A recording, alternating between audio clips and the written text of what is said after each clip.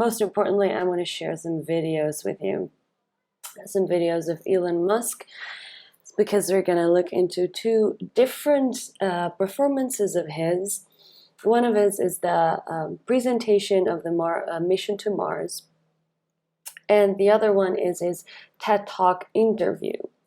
And I found that these two performances are very, very different.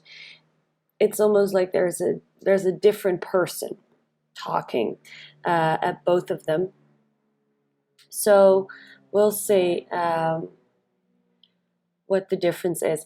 I say that we have some people watching now. Can you please let me know if you can see when I share the two videos, and specifically if you can also hear the audio of the videos. I'll play it now just for a test run, and can you please let me know if you hear the audio of the videos? Thanks a lot.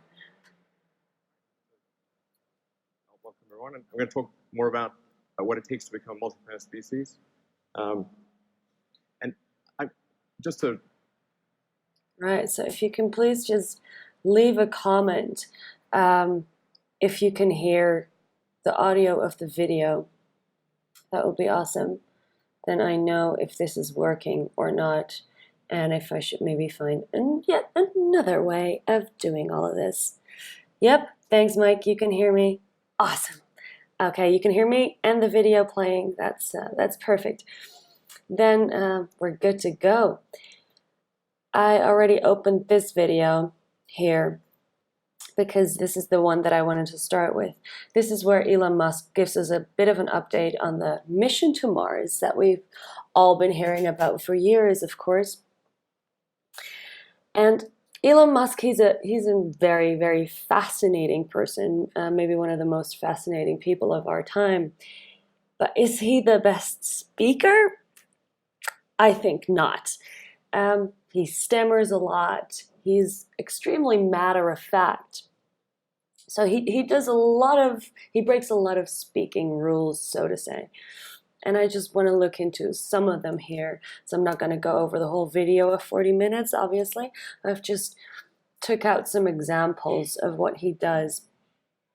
And just after that, I want to compare that to the interview at his TED Talk, which I find very different.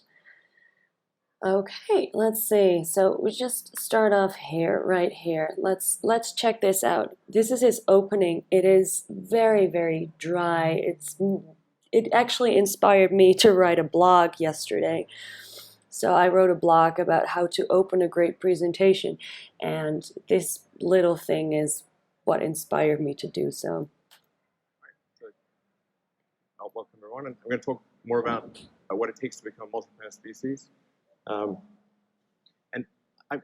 just a brief refresher on why this is important. I think so. He just stands there and he says, "This is what I'm going to talk about. I'm going to talk about why we should become a multi-planet species."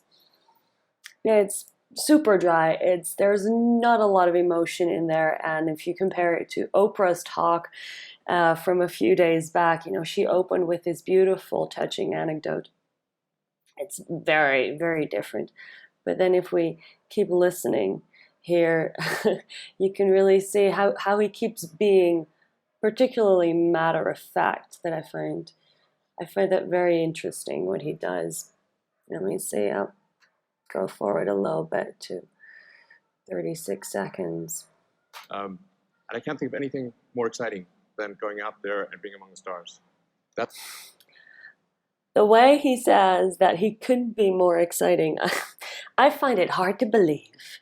There is no emotion in there. There is no excitement in his voice. No excitement whatsoever. And very, very fascinating. And still, we're all listening. We're all there with him. Then we continue. Let me go back 1 second so we don't miss anything. Then he keeps talking.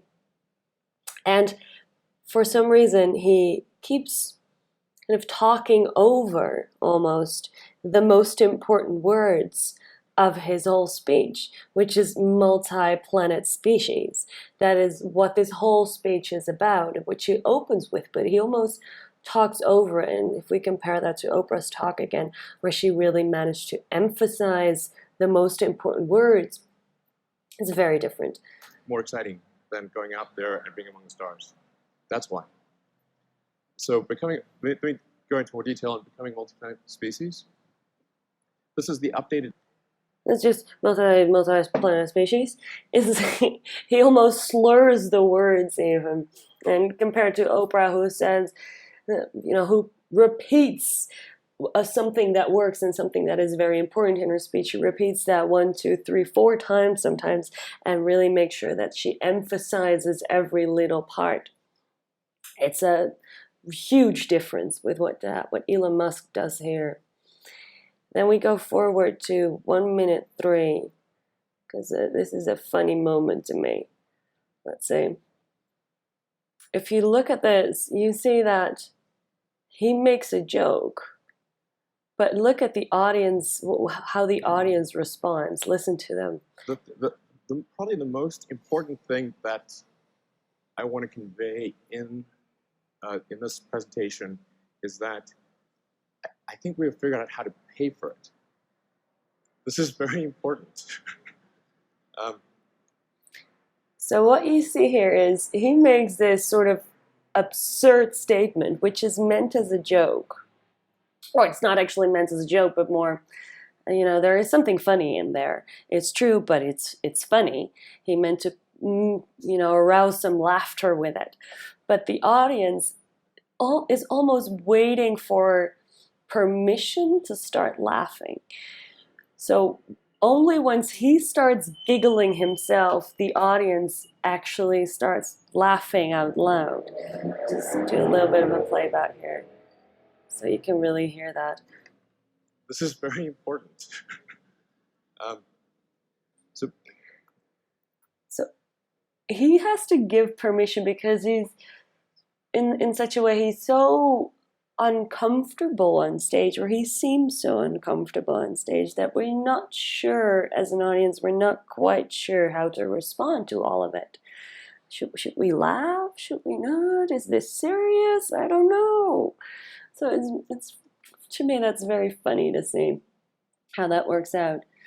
Now I just would like to ask you to, we're going to skip forward to 3:35 now, 3 minute 35, and just observe his hands for a second or 20. Let's see, 3:35. Just observe his hands. Land in the ocean. We fished it out, but we've now got a pretty good sense of what it takes to create a huge carbon fiber tank that can hold cryogenic liquid.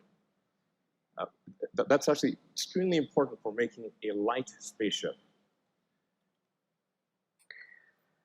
So if you look at this, you see that, well, he's obviously had a lot of speech training. A person like that who's on stage as often as he is and who has the means the way he does, he's had a speech coach. There is no doubt about that. And you can really see that in his hands in this particular little snippet of the talk. He's obviously learned the art of holding the ball. It's the holding the ball technique. This is where, when you're on stage, you never really know what to do with your hands. No one ever knows what to do with their hands. They always seem very useful during the day until you get on stage, and then you just want to get rid of them. So you start fidgeting, you put them in your pockets, you put them behind your back, you just don't know what to do with them. So there we have the hold the ball technique. It is like holding a ball right in front of you. It's a huge, big, invisible ball, and this will do a number of things. It will keep your hands open. It makes it look like, or it shows your audience that you're not holding anything. Your hands are open, so it's inviting, it's safe. You're not holding any weapons, because that's subconsciously, for some reason, what we humans are looking for. People who hold weapons. So all of that shows that, it's safe. it's good. I hold my hands open. So that is what Elon Musk, let me see if I can find a quick picture of where he does that. Where he has his hands we found open. Out we're right. Like that. Shot about 300 feet into the air, landed in the ocean. We fished it out. Like that. So here, you see the hold the ball technique. He's holding his hands open. But when you also keep looking, you see that his hands keep wanting to go back down into a fist. So he's holding his hands open, holding the ball, just the way his coach taught him, probably. And then he wants to put him back down, and actually just wants to put his hands in fists. You see that a number of times, even in this 20-second clip. So that's a bit of a physical note to what he's doing. So he's been taught well, but of course we all have our little physical twitches and little physical tics, that are just sometimes can be very hard to shake. And so are his, obviously. So now we've looked at some little things in this video of how he's very matter-of-fact, kind of dry, that the audience is not quite sure what to do with everything he's saying, and how he's not really emphasizing the most important things he's saying, and his body language. So now I want to move to his TED Talk interview, and I just want to point out how different, to me at least, it is. He's still not the greatest speaker in the world, I'm not saying that at all, but he's so much more at ease, it seems, and he talks so much more easily and a lot more naturally. So just going to open this big up and show this. Let me see. We're just going to watch for about 30 seconds. Just watch the way he talks and the way he emphasizes some of the words here, and that his stammer is so much less. He's almost not stammering here, where in the previous clip he's stammering on almost every word. So let's take a look at it. You can have. So you can go much further deep than you can go up. The deepest minds are much deeper than the tallest buildings are tall.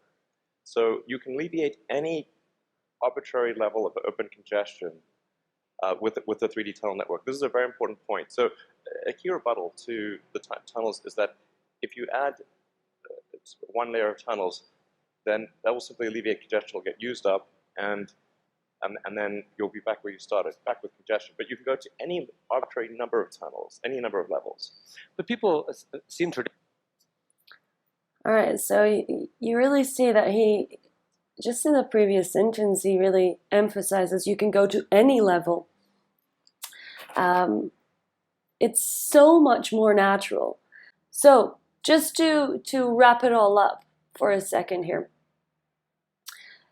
I find it fascinating that someone who is as wealthy as Elon Musk, as this particular man here, he's put so much money into becoming a better speaker, I'm sure, because most, if you have those means and if you're on stage as often as that, then that's what you do. But what I do find really fascinating is that no one has told him just make sure that everything is an interview, because he is obviously so much more at ease when he's having a conversation rather than when he's on stage. So why not just make every presentation that he has, just make that into an interview? For most of us, if we can rehearse what we're going to say, that will make us stammer less, even though it might be scary to be on stage all by ourselves. If we're having a conversation, that generally our sentences are not as well put together as when you can actually write them out and memorize them. And for Elon Musk, the opposite seems to be true. So why wouldn't you do that then, right? And just some last points that I want to share with you about his particular talk is, he's not the greatest speaker, but still I find him a fascinating person, obviously. And I'm also not saying that you should, whenever you're presenting something, you should go big and like an Oprah could do, for instance, and we're gonna dig a tunnel and we have this new car, and you don't have to go about it like that. You should find the right tone of voice for every single individual subject and for every single particular talk. So it's really, storytelling is all about finding the right tone.